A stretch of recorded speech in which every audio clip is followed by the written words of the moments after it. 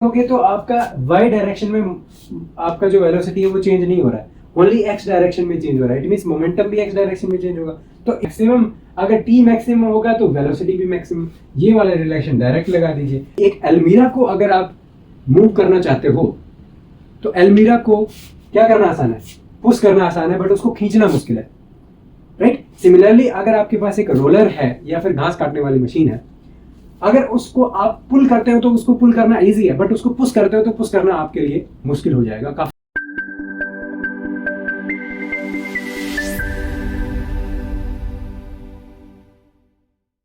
हम डिस्कस करते हैं आपका नेक्स्ट एक्सरसाइज, जो कि है एक्सरसाइज आपका 5.18। और 5.18 में क्या बोला गया है कि दो बिलियार्ड बॉल्स हैं, स्फेरिकल बॉल्स होती हैं, राइट, और उनका मास दिया हुआ है 0.05 kg, और वो अपोजिट डायरेक्शन में मूव करती हैं 6 मीटर पर सेकंड से, और कोलाइड होने के बाद सेम वेलोसिटी से रीबाउंस हो जाती है, राइट। तो बेसिक सी बात है क्या कि ये बिलियार्ड बॉल थी दो, तो ये 6 मीटर पर सेकंड की स्पीड से जा रही थी एक दूसरे के अपोजिट डायरेक्शन में, और कोलिजन होने के बाद ये दोनों क्या है, एक दूसरे से दूर जाने लग जाती है 6 मीटर पर सेकंड की स्पीड से, राइट। और दोनों का मास कितना दिया गया है, सेम मास है 0.05 kg आपको मास दिया गया। अब बोला क्या जा रहा है कि impulse imparted to each ball to the other ball, ये हमें पूछा गया। तो इम्पल्स होता क्या है, basically impulse is nothing but delta P. तो P final minus P initial, ये आपको चेक करना है, राइट। तो बेसिक सी बात है, पहले फर्स्ट वाले का बॉल का चेक करते हैं। तो I1 क्या हो जाएगा आपका, यहाँ से देखिए ये वाली बॉल 1 है, ये 2 है, मान लीजिए कुछ इस तरीके से लिखता हूँ, राइट। फर्स्ट बॉल का चेक करेंगे तो P फाइनल क्या है आपका, इस डायरेक्शन में मूव करिए, इसको नेगेटिव कंसीडर करते हैं, तो माइनस m आपका है 0.05 इंटू ये आपकी वेलोसिटी है 6। सिमिलरली इस डायरेक्शन में पॉजिटिव है तो माइनस पॉजिटिव वैल्यू, तो this is just exactly the same, right. Similarly I2 की वैल्यू चेक करेंगे तो वो कितनी आ जाती है, I2 की वैल्यू आप चेक करोगे तो फाइनल ये आपकी 2 है, तो फाइनल वेलोसिटी किस डायरेक्शन में, डायरेक्शन में पॉजिटिव है, तो दिस इज 0.05 मल्टीप्लाई बाय आपका जाता है 6 माइनस में। अब देखिए इनिशियल वेलोसिटी नेगेटिव डायरेक्शन में थी, तो नेगेटिव नेगेटिव प्लस 0.05 इंटू 6, तो ये वैल्यू आपकी प्लस में आती है। तो आप चेक कर पा रहे हो कि जो I1 मैग्नीट्यूड है वो I2 के मैग्नीट्यूड के बराबर है, और ये वैल्यू आती है आपकी 0.6 kg मीटर पर सेकंड, बिकॉज मोमेंटम चेंज है। तो ये आपका आंसर हो जाता है इस प्रॉब्लम का। तो काफी सिंपल सी इजी सी प्रॉब्लम आपकी दी हुई थी। अब मूव करते हैं हम नेक्स्ट एक्सरसाइज के ऊपर, जो कि एक्सरसाइज 5.19। इसमें क्या बोला गया है कि हमने एक गन फायर करी, राइट, और एक गोली है या शेल है, शेल कह सकते हो आप, तो यहाँ पे ये गन हो जाती है आपकी। तो गन का यहाँ पे मास दिया हुआ है 100 kg की गन है, राइट, और इसके अंदर से एक शेल फायर होता है, और उस शेल कह सकते हो, उस शेल का जो वेट है वो 0.020 kg आपका दिया हुआ है, राइट, और 100 kg की आपकी गन है। तो स्पीड है शेल की, ये आपको दी गई है कितनी, 80 मीटर पर सेकेंड। तो पूछा गया है कि रिकॉइल स्पीड जो है वो गन की, ये जो स्पीड है ये आपको निकालनी है। सो बेसिक सी बात, conservation of momentum, because force कौन से है यहाँ पे, इंटरनल फोर्सेज, एक्सटर्नल फोर्स क्या है, 0 है। तो यहाँ पे आपको चेक करना पड़ेगा कि M1 V1 will be exactly equal and opposite to M2 V2। तो यहाँ से मान लीजिए M1 निकालना है, तो सॉरी आपको निकालना क्या है, V निकालना है। तो V की वैल्यू अगर मैं ओनली मैग्नीट्यूड कंसीडर करूँ तो M into V, so 80 into 0.020 divided by आपको यहाँ पे वेट आपको यहाँ पे डिवाइड करना पड़ेगा। और जब आप कैलकुलेशन इसकी करते हो तो आपको वैल्यू यहाँ पे कितनी मिलती है, 0.016 मीटर पर सेकंड, जो कि काफ़ी कम है, और नेगेटिव डायरेक्शन में होगी, तो आप इसको नेगेटिव भी लिख सकते हो, राइट। तो उसमें कोई डाउट नहीं आना चाहिए आपके, बिकॉज अगर आप इसकी वेलोसिटी पॉजिटिव रखोगे तो आपकी V जो आपकी V1 मान लीजिए, तो V1 आपकी नेगेटिव ही आएगी। तो V1 V2 दोनों एक दूसरे के अपोजिट डायरेक्शन में आपके आते हैं, राइट। अब नेक्स्ट एक्सरसाइज है एक्सरसाइज 5.20। इसमें क्या बोला गया है, इसमें बोला गया है कि एक बैट्समैन जो है एक बॉल को डिफ्लेक्ट करता है 45 डिग्री के एंगल पर। तो क्या था, बेसिक सी बात है यहाँ पे आपके, ये बैट है, मान लीजिए बैट का सरफेस है, तो बॉल ऐसे आई और ऐसे डिफ्लेक्ट हो गई, कितने एंगल पे, 45 डिग्री के एंगल पे डिफ्लेक्ट कर देता है। तो ये भी 45 और ये भी 45, राइट। अब क्या बोल जाता है, इनिशियल स्पीड जो है वो इसकी कितनी थी, 54 किलोमीटर पर आवर, और डिफ्लेक्ट किया है तो वेलोसिटी की वैल्यू क्या होगी, चेंज नहीं होगी। और मास दिया गया है जो बॉल है, अब डिफ्लेक्ट किसको करोगे, बॉल को ही तो डिफ्लेक्ट करोगे, तो यहाँ पे भी आपकी बॉल है और यहाँ पे इसका मास आपको दिया गया है 0.15 kg, राइट। सिंपल सी बात है, यहाँ पे क्या पूछा गया है, impulse imparted on the ball, ये हमें निकालना है। तो देखिए बेसिक सी बात क्या है, इंपल्स किसको बोलते हैं, चेंज इन मोमेंटम को। तो इनिशियल मोमेंटम इस डायरेक्शन में, फाइनल मोमेंटम इस डायरेक्शन में। तो बेसिक सी बात है, आप चेक क्या करोगे, इसको कंपोनेंट में रिजोल्व करें। तो इसको हमने क्या, जो आपकी सॉल्व प्रॉब्लम थी उसमें भी देखा कि अगर मैं इसका डायग्राम बनाता हूँ तो देखिए इस डायरेक्शन में मोमेंटम कितना आ गया, यहाँ पे थीटा आपका 45 है, तो यहाँ पे कितना आ गया 54, या इसको साइन लिख दीजिए, कोस लिख दीजिए, कोई फर्क नहीं पड़ेगा। मान लीजिए इसको मैं साइन लिख देता हूँ, राइट, साइन 45, राइट। सिमिलरली यहाँ पे ये जो है इसका कंपोनेंट इस डायरेक्शन में क्या आ गया, 54 साइन 45। सिमिलरली अगर इसका इस डायरेक्शन में कंपोनेंट लोगे तो यहाँ पे आया, कितना आया 54 cos 45, और फाइनल का लोगे तो इस डायरेक्शन में आएगा, कितना आएगा, सेम आएगा 54 cos 45। तो देखोगे तो आपका y डायरेक्शन में आपका जो वेलोसिटी है वो चेंज नहीं हो रहा है, ओनली x डायरेक्शन में चेंज हो रहा है। इट मींस मोमेंटम भी x डायरेक्शन में चेंज होगा, तो इंपल्स भी आपका x डायरेक्शन में लगेगा। तो यहाँ से इंपल्स की वैल्यू अगर आप कैलकुलेट करते हो, मान लीजिए यहाँ पे मैं लिख देता हूँ डेल्टा p। तो डेल्टा p देखिए, अगर इनिशियल की बात करें तो इनिशियल पॉजिटिव डायरेक्शन में और फाइनल नेगेटिव डायरेक्शन में, तो ये आपकी हो जाएगी 2 multiply by 54 and cos 45 degree. तो ये आप कैलकुलेट कर लीजिए, और जब आप कैलकुलेट करोगे ना तो इसकी वैल्यू आपकी कितनी निकल के आती है, 4.16 और kg मीटर पर सेकंड। तो बेसिक सा सवाल है, कोई यहाँ पे प्रॉब्लम यहाँ पे आपको नहीं होगी। कितना इंपल्स इम्पार्ट करता है आपका बैट जो है वो बॉल के ऊपर, इतनी वैल्यू आपकी वहाँ पे निकल के आती है, राइट। तो आई डोंट थिंक कि कोई आपको यहाँ पे डाउट होना चाहिए, बिल्कुल बेसिक सी बात है। और मोमेंटम चेंज आपको यहाँ पे क्या करना था, निकालना था, जिसको हम क्या बोलते हैं, इंपल्स बोलते हैं। अब हम नेक्स्ट प्रॉब्लम की तरफ मूव करते हैं, जो कि है आपकी एक्सरसाइज 21, एक्सरसाइज 5.21, राइट। इसमें क्या बोला गया है कि एक स्टोन है जिसको हमने क्या है, एक स्ट्रिंग के ऊपर बांध दिया और उसको हम एक सर्कुलर मोशन करवा रहे हैं, राइट। तो एक यूनिफॉर्म सर्कुलर मोशन की केस आ गया। यहाँ पे मास दे दिया कितना, 0.25, और इसमें क्या बोला गया है, इसमें इसकी रेडियस भी दे दी, कितनी दे दी है, 1.5 मीटर की रेडियस में उसको मूव करवा रहे हैं, राइट। और इसमें बोला गया है कि 40 रिवोल्यूशन आ रहे हैं आपके कितने टाइम में, 1 मिनट में, या फिर आप लिख सकते हो 40 रिवोल्यूशन पर मिनट। तो 1 मिनट में 40 रिवोल्यूशन आपके आ जाते हैं। अब इसमें बोला गया है कि ये जो स्ट्रिंग है ना, इसमें एक टेंशन फोर्स आएगा, तो टेंशन फोर्स की वैल्यू हमें बतानी है कि कितना टेंशन उस फोर्स में आएगा।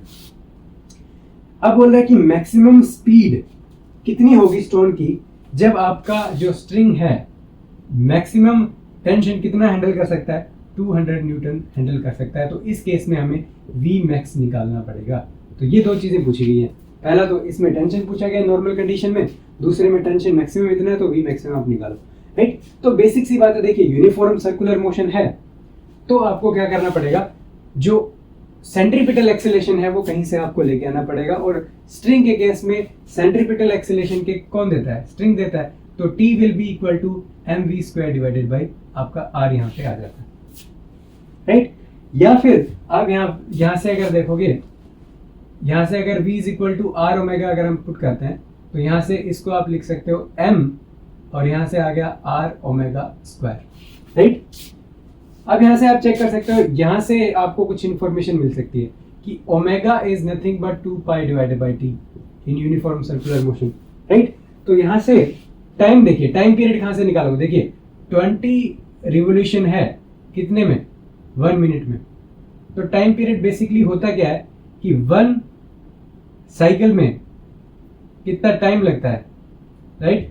तो यहाँ पे देखिए 20 रिवोल्यूशन में 1 मिनट लगा, तो 1 रिवोल्यूशन में या 1 साइकिल में कितना टाइम लगेगा, that will be equal to 60 second divided by 20। तो ये आपका कितना आ जाता है, टी आपका आ जाता है 3 सेकेंड, राइट। तो यहाँ से टी की वैल्यू आपकी टाइम, ये जो टी है इसमें थोड़ा फर्क कर लीजिएगा, बिकॉज ये ना थोड़ा टी और टी आप कंफ्यूज हो सकते हो। तो एक में तो आपका जो है टी आपका टेंशन फोर्स है और एक में आपका टाइम पीरियड है, तो इसमें कंफ्यूजन नहीं होना। तो मान लीजिए प्राइम लगा देता हूँ, राइट। तो इसमें मैं प्राइम लगा देता हूँ जहाँ जहाँ आपका टेंशन आ रहा है, राइट।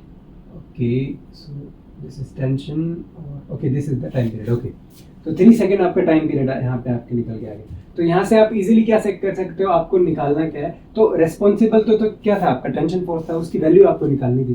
तो टेंशन फोर्स आपका कितना निकलेगा यहाँ से, देखिए टी प्राइम आपको निकालना है। तो T prime will be equal to, यहाँ से आपको क्या पता है, मास कितना दिया हुआ 0.25 इंटू मल्टीप्लाई बाय आपको आर दिया हुआ, आर देखिए कितना दिया हुआ, आर कितना है आपका 1.5 metre, 1.5 multiply by omega square, omega कितना है 2 पाई डिवाइडेड बाय 3 सेकंड है, इसका स्क्वायर कर दो। सिर्फ कैलकुलेशन करनी है, टी प्राइम की वैल्यू जो है कैलकुलेशन करने के बाद कितनी आती है 6.57 न्यूटन है। तो आप कैलकुलेशन करके चेक कर लेना, कोई दिक्कत वाली बात नहीं है।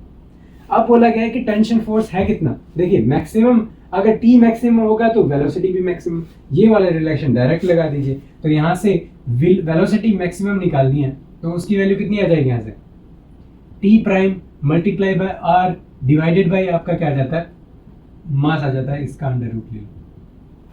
सिर्फ वैल्यूज आपको यहाँ पे पुट करनी है। आपको यहाँ पे क्या है, टी प्राइम की वैल्यू 200 आ गई और आर की 1.5 आ गई, डिवाइडेड बाय 0.25 आपका ये आ गया, इसका अंडर रूट ले लो। तो वी मैक्स की वैल्यू कितनी आती है यहाँ पे, मैक्सिमम स्पीड जिससे करेगा, रोटेट करेगा, ये आती है 34.6 मीटर पर सेकंड। सिर्फ आपको कैलकुलेशन करनी है, कैलकुलेशन करके आप निकाल सकते हैं, राइट। ओके, अब हम चेक करते हैं नेक्स्ट एक्सरसाइज। और यहाँ पे बिल्कुल इसी सवाल से रिलेटेड बोला गया है, कुछ एक्सटेंशन आप कह सकते हो। बोला गया है कि पीछे वाली प्रॉब्लम में अगर आप वी मैक्सिमम से ज़्यादा स्पीड में चले जाते हो तो क्या होता है। तो ऑब्वियसली बात है, स्ट्रिंग जो है वो टूट जाएगा। अब बोला गया है कि इस केस में आपका जो ट्रेजेक्ट्री है स्टोन का वो कैसे होगा। तो बेसिक सी बात है, देखिए ये स्ट्रिंग अगर इस केस में टूटा तो इसकी स्टेट है क्या, इसकी स्टेट क्या है, इसकी स्टेट यही है कि ये एक वेलोसिटी से मूव कर रहा है इसमें, जो कि कौन सी वेलोसिटी होगी, वी मैक्सिमम वेलोसिटी होगी, राइट। अब इसको जब तोड़ेंगे, जब टूटेगा तभी टूटेगा जब वी मैक्सिमम वेलोसिटी होगी। अब होगी तब इसकी स्टेट क्या है, जस्ट टूटने के बाद ये इस डायरेक्शन में मूव कर रहा है। तो किसी भी पॉइंट पे जब ये टूटेगा तो टेंजेंशियल वेलोसिटी आपकी ऑब्जेक्ट की होगी, और कौन सी वेलोसिटी से मूव करेगा, वी मैक्सिमम वेलोसिटी से मूव करेगा। तो ये थ्योरेटिकल आपका यहाँ पे क्वेश्चन था, तो कोई डाउट नहीं होना चाहिए उसमें, और बेसिक सा सवाल था। सिमिलरली एक आपका यहाँ पे एक्सरसाइज दिया हुआ है 5.23, ये भी एक आपका क्या है, थ्योरेटिकल ही है, एक्सेप्ट वन क्वेश्चन जो कि बहुत ज्यादा इंपॉर्टेंट है। मैं कहना चाहूंगा इस वीडियो का आप कह सकते हो बहुत इंपॉर्टेंट कंसेप्ट है जिसको हम देखेंगे। तो इसमें देखिए इस एक्सरसाइज में एक्सरसाइज है आपकी 5.23। इस एक्सरसाइज में पहला क्वेश्चन बोला जाता है कि एक हॉर्स जो है वो एक कार्ट को पुल नहीं कर पाता फ्री स्पेस में। क्यों नहीं कर पाता, बिकॉज फ्रिक्शन फोर्स वहां पे नहीं है, सिंपल सी बात। तो क्या करता है घोड़ा, ग्राउंड को पुश करता है, राइट। अब ग्राउंड को पुश करेगा तो अगर फ्रिक्शन फोर्स है ही नहीं तो बैलेंस करने के लिए वहां पे कुछ है ही नहीं। तो ग्राउंड के ऊपर अगर हम जब फोर्स लगाते हैं तो ग्राउंड ऑपोजिट डायरेक्शन में फ्रिक्शन फोर्स लगाता है, जिसकी वजह से आप क्या है आगे की डायरेक्शन में मूव कर पाते हो। तो बेसिक सी बात है, फ्रिक्शन वहां पे एब्सेंट है, that's why we can not move in the free space, right. Similarly बोला गया है कि एक passenger thrown forward from their seats when a speeding bus stop suddenly. तो ब्रेक लगाते हो तो आगे की तरफ झटका क्यों लगता है, सिंपल सी बात है कि आपका इनर्शिया है वो वहां पे एक्ट करेगा, आपकी बॉडी मूव करने की कोई मूविंग कंडीशन में रहना चाहेगी, बट लोअर पार्ट जो है वो सीट से कनेक्टेड है फ्रिक्शन फोर्स की हेल्प से, तो वो तो आपका मूव करना बंद कर देता है, बट अपर पार्ट जो है वो आपका सडनली आगे की तरफ क्या करेगा, मूव करेगा। तो ये थ्योरेटिकल क्वेश्चन था, सिंपल। आपका नेक्स्ट आपका जो क्वेश्चन है वो आपका सी पार्ट है, जो कि काफी इंपॉर्टेंट है। बोला गया है कि चीजों को खींचना आसान है, पर अगर उनको पुश करते हो तो आपको प्रॉब्लम होती है। जैसे इसमें एग्जांपल किसका लिया हुआ है, जो आपका लोन मोवर है, घास काटने वाली मशीन, तो उसमें क्या है, उसको खींचना आसान होता है बट उसको धक्का मारना मुश्किल होता है। तो बहुत सारे लोग ये भी कहेंगे कि उसको जब धक्का मारते हैं तो घास काटेगी, राइट। अब घास काटेगी तो फ्रिक्शन ज्यादा हो गया, और खींचोगे तो घास नहीं कटेगा तो फ्रिक्शन कम हो गया। तो बेसिक सी बात यह है कि अगर वो घास काटेगी भी नहीं ना, इन दैट कंडीशन ऑल्सो आप धक्का मारोगे तो आपको ज्यादा एफर्ट लगाना पड़ेगा। इसका आंसर ये नहीं है कि वो घास काटती है या नहीं काटती, बट इसका कंसेप्ट कुछ और है जिसको हम यहाँ पे अभी देखते हैं, राइट। तो देखिए अब ये आपका क्या है, यहाँ पे जो घास काटने वाली मशीन थी वो कुछ इस तरीके से है, और यहाँ पे आप क्या लगा रहे हो, उसके ऊपर फोर्स लगाते हैं कुछ इस तरीके से, राइट।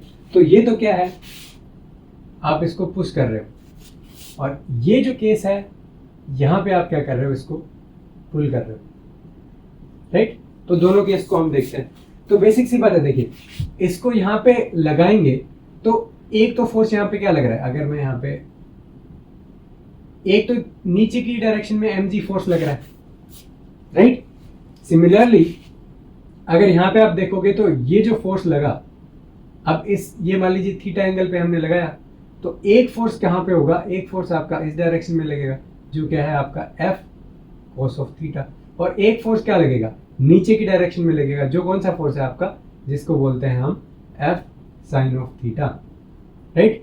और एक आपका रिएक्शन फोर्स यहाँ पे होगा, राइट। सिमिलरली इस केस में क्या होगा, जब आपने पुल किया तो उस केस में क्या है, आप देखिए ऊपर की तरफ इसको खींच रहे हो तो किसी एंगल पे रोड होती है ना, तो उसको खींचोगे, ऐसे खींचोगे, तो जब ऐसे खींचते हैं तो ये आपका एंगल क्या हो गया, ये आपका एंगल हो गया थीटा। तो ये आपका क्या है, इस डायरेक्शन में एक फोर्स लग गया f cos ऑफ थीटा, और एक आपका फोर्स यहाँ पे लग गया जो कि है f sin of theta, right. और यहाँ पे आपका mg लग गया, और ये आपका रिएक्शन फोर्स r प्राइम लग गया मान लीजिए, राइट। तो आप क्या कहोगे कि यहाँ पे फ्रिक्शन फोर्स भी लगेगा, अगर आप मूव करा रहे हो इस ऑब्जेक्ट को, देखिए आप इस डायरेक्शन में मूव करा रहे हो तो फ्रिक्शन फोर्स कहाँ पे लगेगा, इस डायरेक्शन में आपका लगेगा, राइट। तो यहाँ पे ये आपका Fs लग जाता है, फ्रिक्शन फोर्स। और Fs की वैल्यू कितनी होती है आपकी, Fs की वैल्यू अगर हम बात करें वैल्यू की, तो आपकी कितनी होती है, लेस देन आपकी कितनी है, म्यू एस इंटू आर होती है, राइट। और इस केस में आपका क्या है, इस केस में आपका फोर्स इस डायरेक्शन में लगेगा, और ये भी क्या होगा, सेम यही कंडीशन में लगेगा, राइट। तो आप देख पा रहे हो कि रिएक्शन फोर्स के ऊपर फ्रिक्शन कितना लग रहा है उस पर डिपेंड करता है। तो देखिए यहाँ पे आर प्राइम रिएक्शन था, रिएक्शन फोर्स, तो रिएक्शन फोर्स निकालिए इस केस में, तो इस केस में रिएक्शन फोर्स कितना निकल के आया, R will be equal to, देखिए ये ऑब्जेक्ट ना तो ऊपर मूव कर रहा है ना नीचे मूव कर रहा है, कॉन्स्टेंट है, तो यहाँ पे देखिए आर की वैल्यू कितनी हो जाती है यहाँ पे, एफ साइन थीटा प्लस में mg, और आर प्राइम की वैल्यू यहाँ से कितनी हो जाती है, यहाँ पे हो जाती है आपकी mg माइनस में आपका हो जाता है F sine of theta, right. तो यहाँ से आप क्या चेक कर सकते हो कि R prime is less than आपका आर, तो आप क्या कह सकते हो कि F S prime is also less than F S. यही आपका हमें प्रूव करना था कि जब आप ऑब्जेक्ट को खींचते हो, ओके, और ये चीज भी आपको मैं बताना चाहूंगा कि इस केस में क्या होता है, इस केस में स्मॉलर ऑब्जेक्ट्स की हम बात करते हैं, राइट। पुलिंग और पुशिंग, स्मॉल ऑब्जेक्ट्स, राइट। यहां पे बिकॉज ये जो रोलर होता है ये क्या होता है आपका कम हाइट पे होता है, that's why we need to push something like this and pull like this, तो एंगल जो है वो ऊपर की डायरेक्शन में बनता है। अब जब बड़े ऑब्जेक्ट्स की बात आएगी तो उस केस में क्या है, बड़े ऑब्जेक्ट्स के केस में आपको एंगल यूं लगाना पड़ेगा, राइट। तो उस केस में सिनेरियो आपका थोड़ा चेंज हो जाएगा, तो इस क्वेश्चन में दिया हुआ नहीं है उस बारे में, लेकिन उसको भी मैं आपको बता देता हूं यहाँ पे, राइट। तो यहाँ पे देखिए ये तो बात आ गया किसका, स्मॉल ऑब्जेक्ट्स अगर हैं उस केस में आप देख पा रहे हो कि जो नॉर्मल कंपोनेंट है उसकी वैल्यू ही आपकी फ्रिक्शन को डिसाइड करती है। तो यहाँ पे पुश जब किया तो एक एक्स्ट्रा नॉर्मल रिएक्शन यहाँ पे लग रहा है, कंट्रीब्यूट कर रहा है ना, फोर्स आपके नॉर्मल रिएक्शन में कंट्रीब्यूट कर रहा है, लेकिन यहाँ पे ये जो नॉर्मल रिएक्शन है उसको जो पुलिंग फोर्स है वो क्या कर रहा है, कम कर रहा है, तो उसकी वजह से फ्रिक्शन फोर्स भी आपका रिड्यूस हो गया। तो ये तो बात आ गई पुलिंग और पुशिंग स्मॉल ऑब्जेक्ट्स।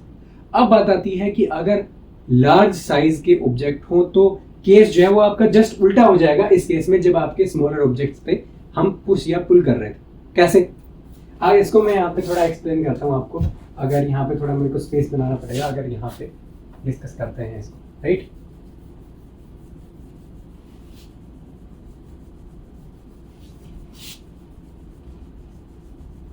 अब यहाँ पे देखिए, ये तो स्मॉल ऑब्जेक्ट्स के लिए था। लार्ज ऑब्जेक्ट्स के केस में क्या होगा, ये आपका मान लीजिए लार्ज ऑब्जेक्ट है, डायग्राम ही बना देता हूं मैं बस, तो आप समझ पाओगे कि रिएक्शन फोर्स जो है वो कम हो रहा है कि ज्यादा हो रहा है, राइट।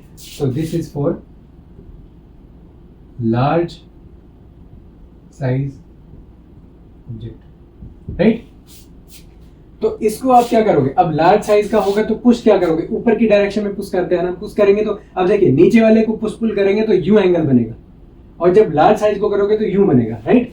तो इस केस में आपका फोर्स कहां लगेगा, इस डायरेक्शन में लगेगा, राइट। तो ये हम क्या कर रहे हैं, ये हम कर रहे हैं पुश, राइट।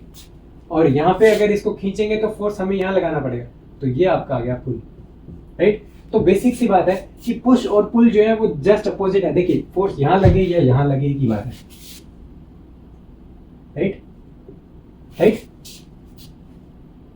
तो ये डायग्राम मैंने बनाया, राइट। तो ये एंगल आपका थीटा था और ये एंगल भी आपका थीटा, राइट। तो ये केस इस केस के जस्ट अपोजिट है।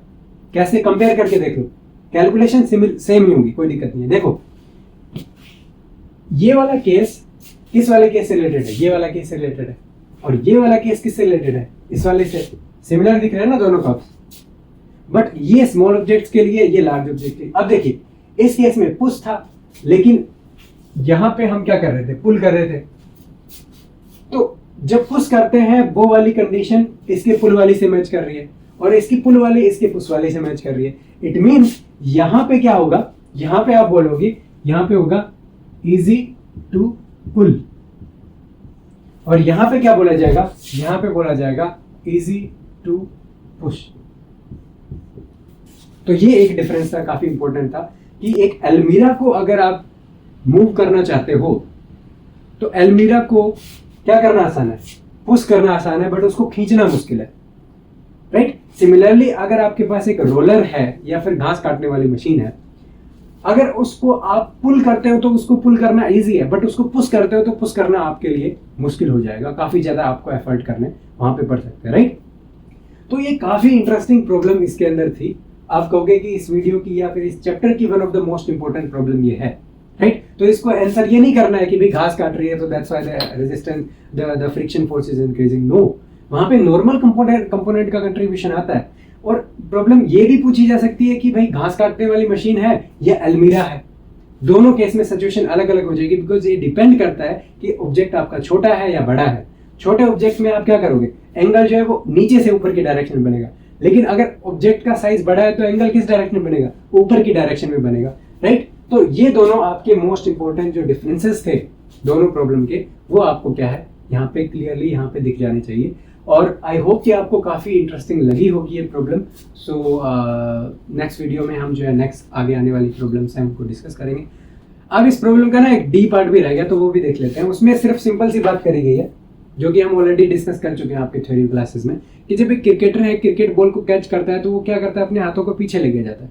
सिंपल सी बात है, क्यों लेके जाएगा, because force is equal to momentum change per unit time, right. तो अगर आप एफर्ट कम लगाना चाहते हो कैच करने में, मोमेंटम तो आपको सेम चेंज करना है, वेलोसिटी v है, फाइनल वेलोसिटी आपको 0 करनी है, लेकिन अगर आप टाइम ज्यादा लोगे तो आपको एफर्ट कम करना पड़ेगा, बिकॉज आपका जो फोर्स है that is inversely proportional to the time, right. Delta p divided by delta t आपका फोर्स होता है, सो दैट्स व्हाई। तो बिल्कुल सिंपल सी प्रॉब्लम थी, राइट। सो आई होप कि आपको क्या है ये जो वीडियो है, जो एनालिसिस हमने किया, क्वेश्चन सॉल्विंग जो हमने बताया, तो वो आपको काफी अच्छे से समझ आया होगा, right. So thank you all for watching and we will meet in the next video.